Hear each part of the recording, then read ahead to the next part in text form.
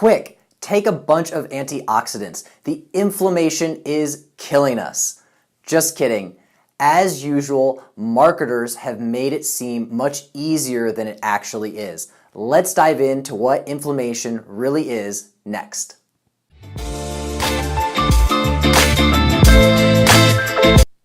Hi everyone, Floyd Meyer here with Catalyst Impacts, and today we're going to be talking about inflammation. And this is a topic that has become extremely popular. It seems like every day there's a new article or study or video coming out that is linking inflammation to a multitude of chronic diseases, from heart disease, diabetes, cancer, autoimmune disease. It doesn't matter. It always seems like inflammation is lurking in the background. But what exactly is inflammation? So inflammation is your body's natural process to deal with a stress. And this can be some type of a trauma, it can be an infection, it could be, just low levels of an irritant in your system. So I kind of drew this out and I'm not an artist by any stretch of the imagination, so just bear with me. So imagine this as one of your blood vessels that's running through your body. It doesn't really matter which one it is. Now here you can see that you have your blood vessel and then you have your white blood cells, which they're just floating around. And your white blood cells are your immune system. This is what they're constantly surveying your body and trying to find any type of bacteria or heal any damage that's going on. So if you get some damage, say you cut yourself and you damage one of these blood vessels, what's going to happen is those blood vessels are going to secrete a bunch of chemicals, and I drew some like the red squigglies here. So your body is realizing that there is some type of trauma to this area. It secretes a bunch of chemicals that bring in your white blood cells, bring into your immune system to help out. And these are called pro-inflammatory cytokines. That's just the fancy term for it. So just think that these are chemicals that cause inflammation. And that is going to attract these white blood cells here, and they're going to kind of pool up in this area and collect in this area. And so then once they collect, they start to secrete their own pro-inflammatory cytokines, and that's going to attract more of the immune system. And it causes this entire cascade, which we are not going to get into. But this is an acute immune response, and this is normal. This is what our bodies are supposed to do. This is how we fight off infections, and this is what causes when you get the flu, that pain, that body ache that you get. It's from these pro-inflammatory cytokines and your immune system becoming activated. And the same thing if you happen to be walking and you roll your ankle, the redness and the swelling that you get is again through this same process. And your body is doing what it naturally is supposed to do. It's trying to help you deal with that new stress, that trauma, or whatever it is that's going on. Now, when we run into problems is when this process continues day after day, week after week, year after year.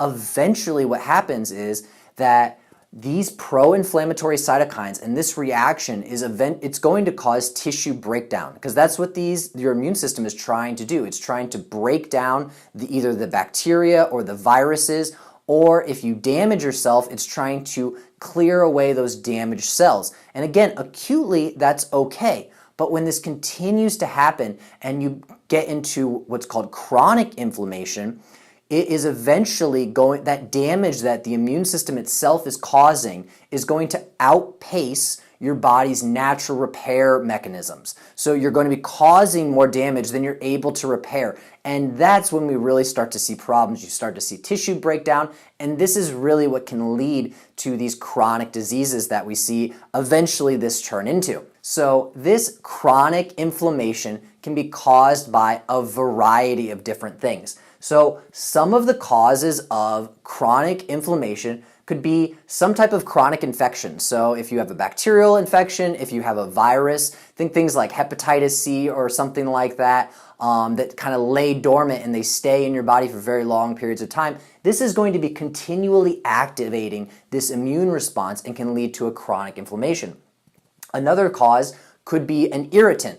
So the easiest one to think of is smoking cigarettes. If you're constantly taking in those toxic chemicals, you are going to be stimulating this immune response over and over and over. But other options can be if you work in some type of a factory, like this has been well documented in people who work in industrial factories and they get exposed to silica all the time. It causes a chronic inflammation in their lungs because they're constantly breathing in this stuff. And it can be other types of irritants like foods that you are either allergic to or sensitive to. That again, that constant exposure can be a type of irritant that is going to be causing this inflammation. Another option is an autoimmune disease. So an autoimmune disease is when these immune cells, instead of being activated by a specific process like a foreign invasion of a bacteria or something like that, they're being activated by your own body. So they start to attack your own body, and that's going to lead to a chronic level of inflammation because your body is going to continue to be there. These cells are going to continue to get activated over and over and over, and that's going to lead to an inflammation. And lastly, it can be some type of biochemical or metabolic dysregulation.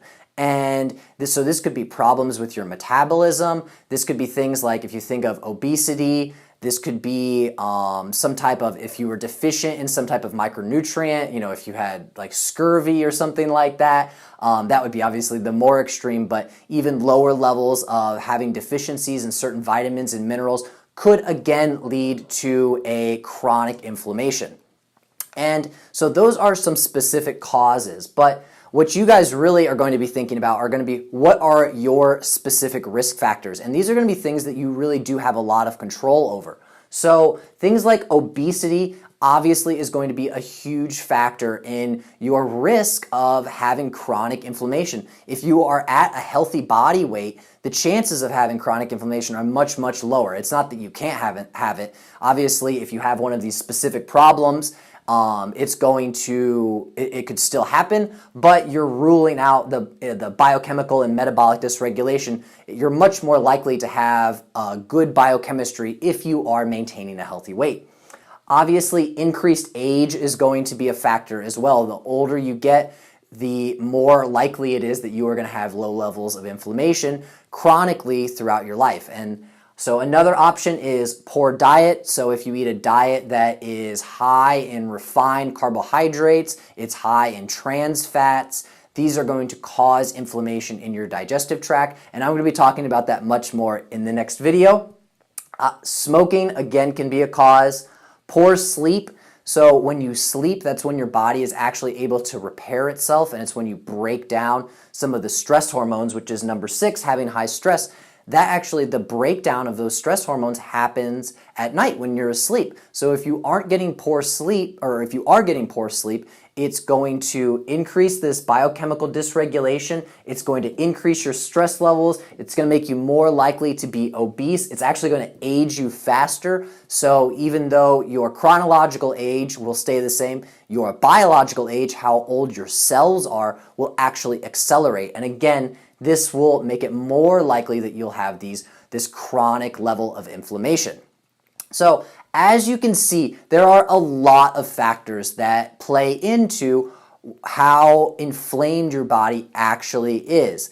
And I just wanted to kind of lay all this out there for you because I want you guys to understand that this is a complicated process, and it's not just that, inflammation is bad and we should do everything that we can to get rid of it, because sometimes acute inflammation is actually good. Even things like exercise actually causes inflammation in your body, but it's acute, and so our bodies are able to deal with it better, and it actually can decrease your overall level of inflammation when you look at it longer term.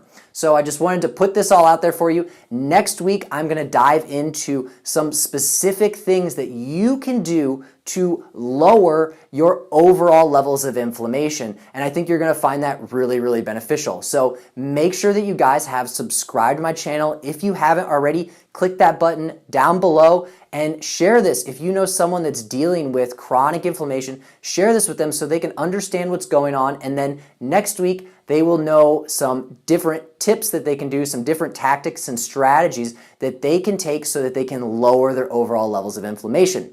So again, this is Floyd Meyer with Catalyst Impacts signing off.